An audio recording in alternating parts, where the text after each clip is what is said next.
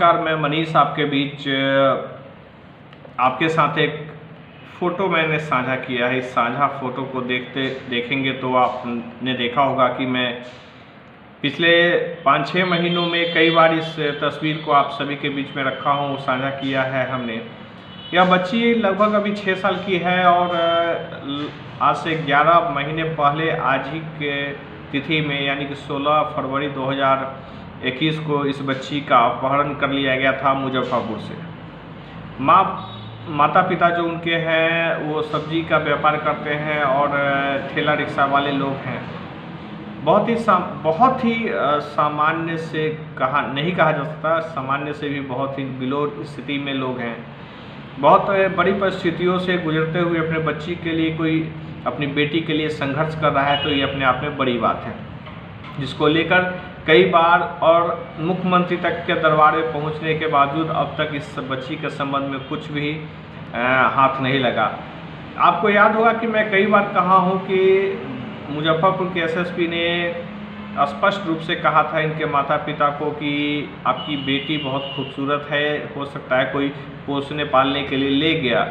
और इस कांड में बहुत सारी चीज़ें खुलकर सामने आई, बहुत सारी परिस्थितियाँ खुलकर सामने आई, जिसके बावजूद कुछ भी हाथ में हासिल नहीं हुआ उनके परिवार को। इसमें पुलिस की मिलीभगत इस माध्यम से भी है कि एसएसपी का जो रवैया है इस केस को लेकर के बहुत ही नकारात्मक है और बहुत ही संदेहास्पद भी है।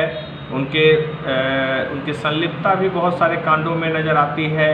वहाँ जो सिटी एसपी हैं, अभी 1-1.5 महीना पहले इस केस से संबंधित एक सूचना इनके माता पिता ने जब दी थी अपने आईओ को, तो एक बंदे को पुनः उठाया था और जेल भेजने की तैयारी थी कि रात को 12 बजे एसएसपी के निर्देश पे जो शहर के एसपी हैं उन्होंने छुड़ाकर उसको हटा दिया। इस संबंध में लगातार बातें होती रहती हैं और जो सूचनाएं हैं मुजफ्फरपुर बच्चियों के मामले में बहुत ही असुरक्षित है। याद होगा नरूना हत्याकांड जिसपे मुख्य आरोपी के रूप में पूरी दुनिया जानती है, यानी कि जो लोग भी नरूना कांड को जानते हैं वो जानते हैं कि उसके मुख्य आरोपी गुप्तेश्वर पांडे थे। लेकिन भारत का संविधान कागज पत्रियों में चलता है, व्यवस्थाओं में चलती है। गुप्तेश्वर पांडे से इस संबंध में कोई जांच नहीं हुई, जिसका नतीजा हो गया कि गुप्तेश्वर पांडे आज संत और बाबा जी बन गए हैं। इंतजार करिए एक और नए आसाराम बापू का, ताकि कांड की कलई कहीं न कहीं तो खुलेगी। चरित्र है वो कभी नहीं बदलता है। तो गुप्तेश्वर पांडे जो कि रंगीला पांडे के नाम से हमेशा से प्रचलित रहा है, उसकी भी कलई खुलेगी। लेकिन इस बच्ची का भी अब 11 महीना होने जाने को है। याद होगा कि मैंने कहा था आपको, और उनके माता पिता ने भी कहा था कि बिहार के उप मुख्यमंत्री जो महिला उप मुख्यमंत्री हैं उन्होंने भी पश्चिम चंपारण में इनको बुलाया था मिलने के लिए, और वहाँ पे इन्होंने भी एसएसपी से बात करने के बाद यही कहा था कि बच्ची खूबसूरत थी, आपकी कोई पोसने के लिए ले गया और जाने दो, गरीब आदमी बच्ची का आपका भला हो जाएगा। जबकि ये माता पिता लगातार बच्ची को खोजने में लगे हुए हैं। जो भी सूत्र मिलता है उसके आधार पे खोजते हैं, छानबीन करते हैं, जिसमें बहुत सारे जैसे चतुर्भुज स्थान वगैरह जो कि अवैध व्यापार का धंधा चलता है मुजफ्फरपुर के अंदर, उस क्षेत्रों के भी कई जगह नाम आए। कई जगह सीतामढ़ी में बच्ची के होने की पुष्टि माने जो भी जानकार थे, जो भी उससे संबंधित लोग थे, माता पिता को उनके बताया, वो वहाँ भी गए, पुलिस को ही बताया। लेकिन एसएसपी जो जयंत हैं वो लगातार इस केस को लेकर के सक्रिय रहे और सक्रियता उनकी इस संबंध में रही कि इस केस में कोई भी बोल ना सके, इसमें कोई बीच में टांग ना अड़ा सके। यानी कि जयंत इतना क्यों एक्टिव इस केस को लेकर के है जिसमें कोई भी बात खुलने नहीं देना चाहते हैं। थाना प्रभारियों को भी ने भी कहा कि अगर मैं इस केस में ज़्यादा इन्वॉल्व होऊंगा तो मेरा भी पता कर सकता है, मेरी नौकरी जा सकती है या बहुत सारे कुछ होने की संभावना, और डर व्यक्त करते हैं। ऑन द कैमरा आकर बोलने की हिम्मत नहीं दिखाते हैं, यह अपने आप में दुर्भाग्य की बात है।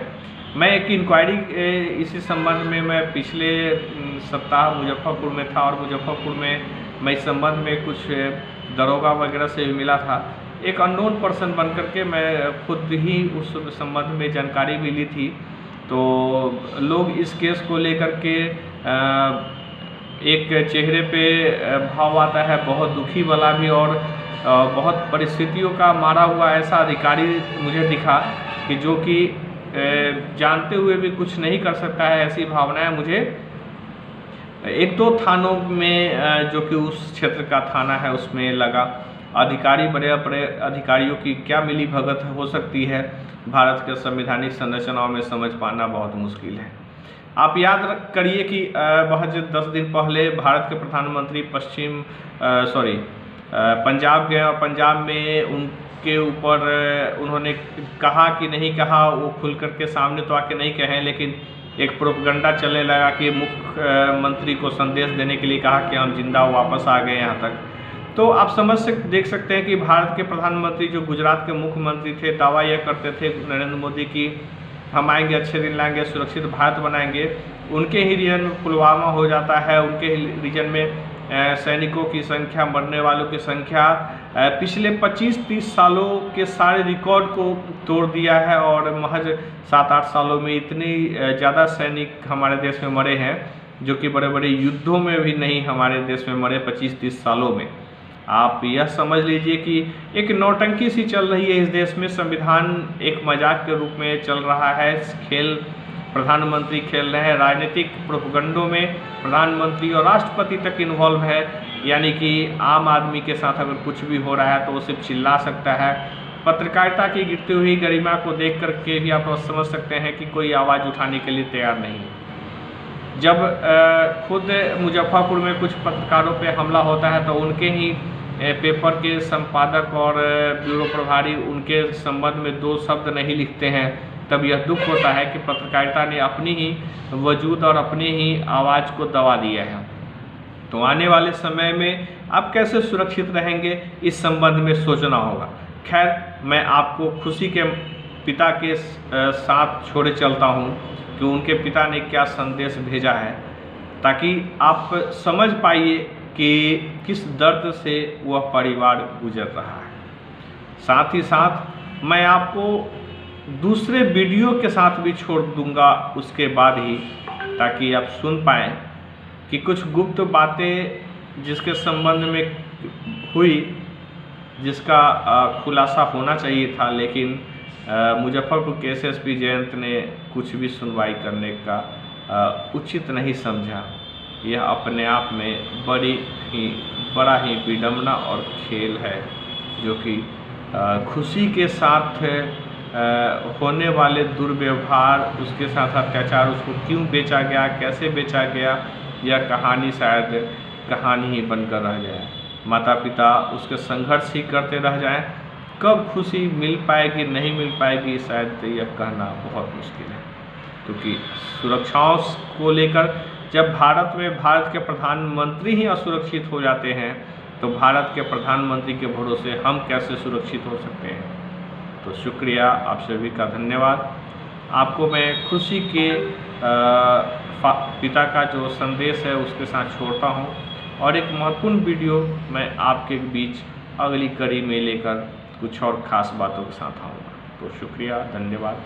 सुन लीजिए खुशी के पिता क्या कह रहे हैं। फरवरी 2021 मेरी मासूम पुत्री खुशी कुमारी 5 वर्षीय को अपहरण कर लिया गया है, लेकिन आज करीब 11 महीना बीत चुका है। अब कुछ देर में साल लगने जा रही है, लेकिन मेरी बच्ची आज तक नहीं मिली है।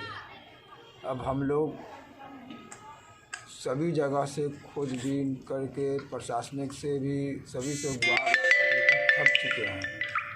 अब कहीं भी जाते हैं मेरा कुछ भी काम नहीं किया जाता है। नहीं, इसमें हमारे एसएसपी साहब इसमें खुद इन्वॉल्व है। इसलिए इन्वॉल्व है कि जैसे विवेक कुमार जैसे यहाँ पर मुजफ्फरपुर में घुसखोरी का काम करते थे, उसके ऊपर भी रेड चलाता, उसी तरह यहाँ के मुजफ्फरपुर एसएसपी साहब यहाँ पैसा लेके सभी को काम करते हैं। जिसके पास पैसा नहीं दीजिएगा वो काम नहीं करते हैं। एंट्री पार्टी पैसा भर दिया गया है उसको एसएसपी के पास, इसलिए मेरी बच्ची को नहीं खोद के ला रही है। मेरी बच्ची को बेच दिया गया है कहीं पे ले जाके, लेकिन इसलिए मेरी बच्ची को नहीं लाया जा रहा है। हम इसमें सबूत भी दिए हैं कि हम अपने आईओ साहब के, लेकिन आईओ साहब तो पकड़ के लाए हैं, लेकिन आईओ साहब उनको पकड़ के लाए हैं उस लड़का को, लेकिन डीएसपी साहब 12:30 बजे रात के उस लड़का को छुड़ा के ले गया है। तो हम कहे कि सर उस लड़का को काहे छुड़ा गया? तो बोला कि इस केस में हम ज़्यादा इधर उधर नहीं करेंगे। हमारे आईओ साहब बोले हैं ज़्यादा इधर उधर करेंगे तो हमको सस्पेंड कर दिया जाएगा, बदली कर दिया जाएगा, हमको बर्खास्त कर दिया जाएगा। लेकिन हम क्या करें, इसमें हम ज़्यादा हाथ नहीं लगा सकते क्योंकि ये केस बहुत हाईलाइट केस है। इसलिए डीएसपी साहब अपराधी को 12:30 बजे रात के छुड़ा के ले गया है।